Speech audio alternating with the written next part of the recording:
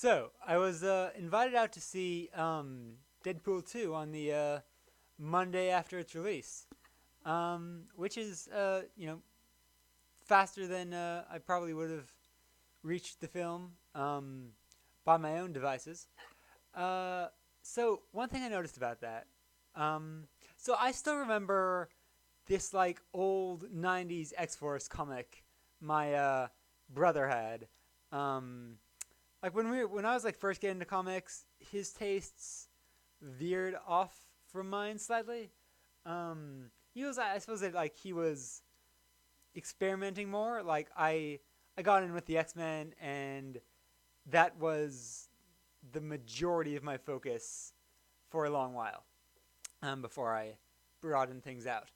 Um, yeah, so this was like X Force. This was like I think that he had an earlier affection for Cable than I did.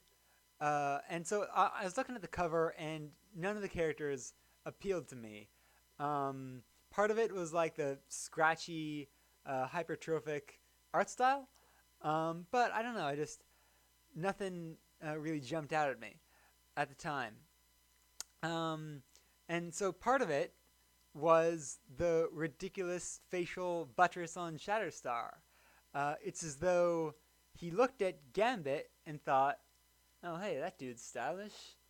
What if I took like the basic outline of his headpiece and gave it the color and puffiness of a marshmallow?" And that's what happened to Shatterstar's costume. Um, and I couldn't stand the look of it, man.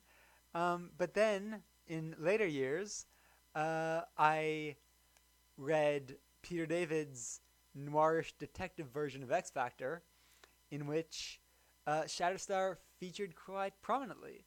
And in that era, he had a bit of an Annie Lennox thing in his uh, attire and general style. And that did a lot to endear him to me. He was one of the outstanding characters to my eyes in that book. Um, so watching Deadpool 2 was like my experience with Shatterstar in reverse. Like when he first popped on the scene in his interview, he was like wonderful alien funk space pirate dude thing.